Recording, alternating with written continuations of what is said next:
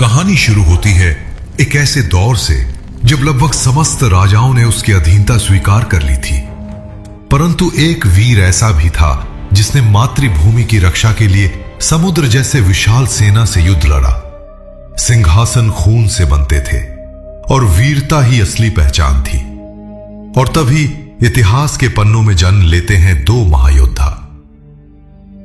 ईसा से लगभग 2400 वर्ष पूर्व का समय पूरा विश्व साम्राज्यों के हवस में जल रहा था।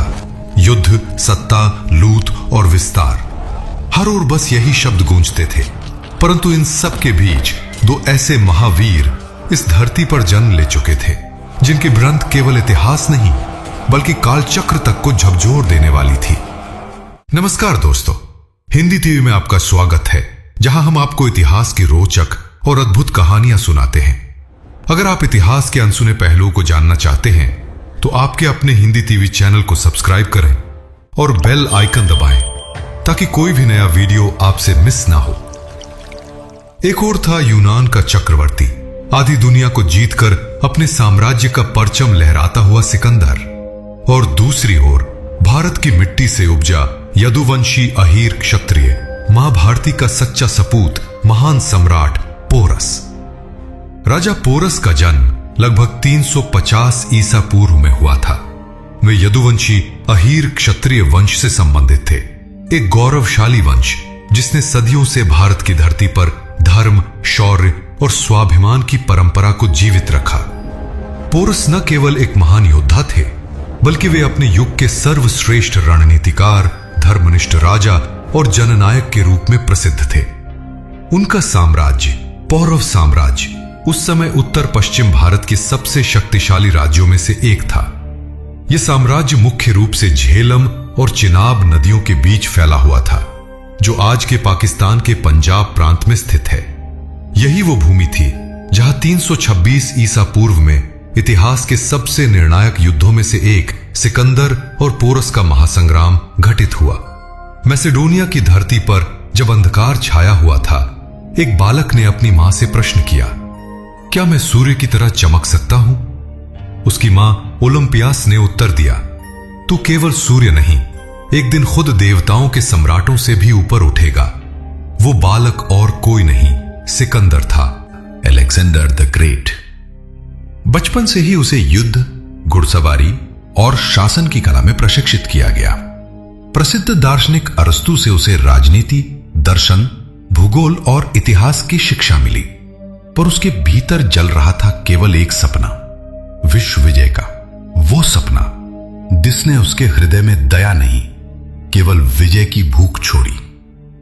जब मात्र 20 वर्ष का था तो उसने अपने पिता फिलिप द्वितीय की मृत्यु के पश्चात मैसेडोनिया का साम्राज्य संभाला और एक के बाद एक यूनान, मिस्र, फारस, बाबुल, सीरिया जैसे शक्तिशाली राज्यों को घुटनों पर ला खड़ा किया।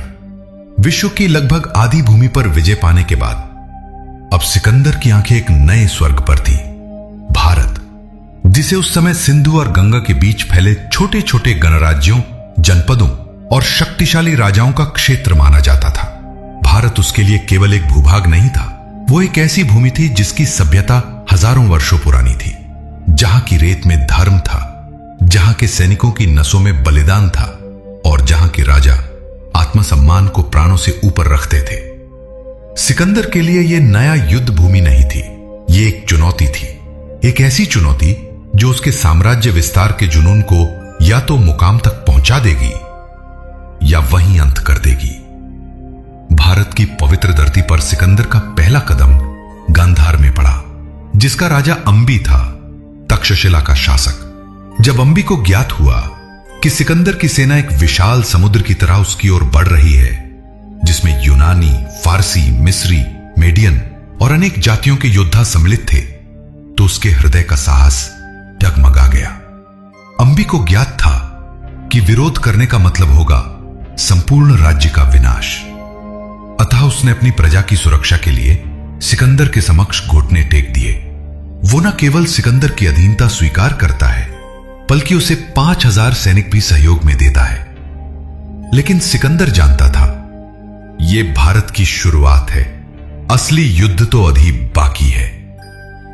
पौरव साम्राज्य भारत का वो उत्तर पश्चिमी राज्य जो झेलम नदी के पार बसा था। उसका राजा था परवश, जिसे इतिहास जानता है राजा पोरस के नाम से।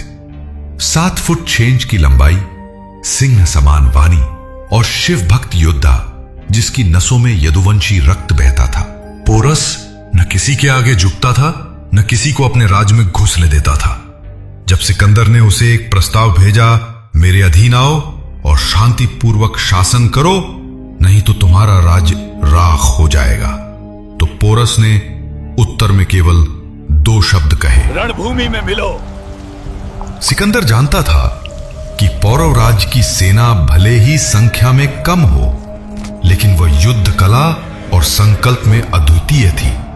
झेलम नदी पोरस और सिकंदर के बीच एक प्राकृतिक दीवार बन चुकी थी। पोरस की सेना नदी के दूसरे किनारे पर पहले से तैनात थी, पूर्व तैयारी के साथ। यदि सिकंदर सीधे आक्रमण करता तो नदी पार करते समय उसकी सेना भारी नुकसान उठाती। इसलिए सिकंदर ने चाल चली, वह अपने कुछ दस्ते नदी के किनारे भेजकर बार बार पोरस की सेना को भ्रमित करता रहा।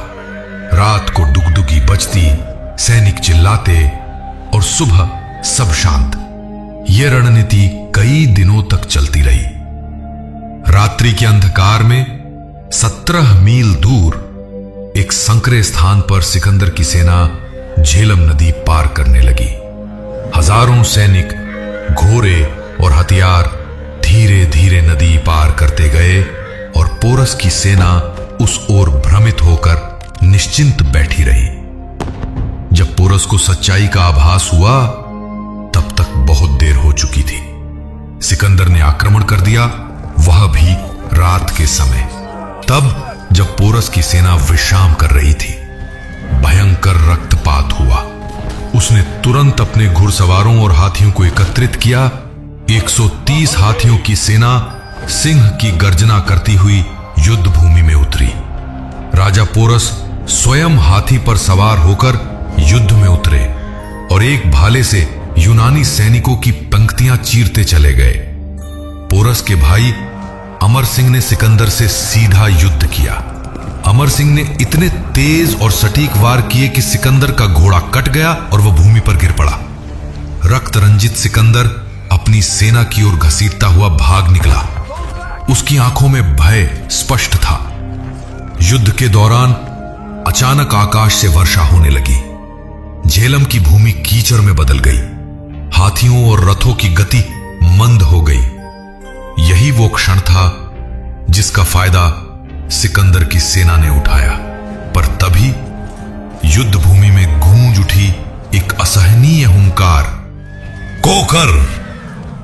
खोखर वो योद्धा जिन्हें इतिहास ने कभी कागज पर ठीक से नहीं उतारा, लेकिन जिनकी तलवारों की धार से मोहम्मद गोरी जैसे आक्रमणकारी भी भय खाते थे। उन्होंने अचानक पीछे से हमला किया और एक बार फिर पोरस की सेना को बल मिला। सिकंदर की सेना फिर से पीछे हटने लगी। इस युद्ध ने न केवल सेनाओं को बल्कि पूरे भूगोल को हिला दिया था। लाखों सैनिकों की जान जा चुकी थी और अंत अब बहुत निकट था। सिकंदर को ज्ञात हो चुका था, यदि यह युद्ध अब भी चला तो उसका पूरा साम्राज्य यहीं समाप्त हो जाएगा। उसने पोरस से संधि प्रस्ताव भेजा। कहा, हमने दोनों ने बहुत खोया है। मैं तुमसे आगे बढ़ने की अनुमति चाहता हूं। बदले में मैं तुम्हें अपने जीते हुए प्रदेश भेंट करूंगा। पोरस ने अपने राज्य और प्रजा को और रक्त में नहीं डुबाना चाहा। उसने प्रस्ताव स्वीकार किया और सिकंदर को जीवन दान दे दिया। सिकंदर अब भी जिंदा था, लेकिन उसका स्वाभिमान, वो कहीं युद्ध भूमि की कीचड़ में गिर पड़ा था। पोरस आज भी अडिग खड़ा था, झुका नहीं था, डरा नहीं था। यही कारण था कि जब सिकंदर से पूछा गया, एक विजेता की तरह तुम पोरस के साथ कैसा व्यवहार करोगे, तो सिकंदर ने उत्तर दिया, एक राजा की तरह। लेकिन क्या यह अंत था?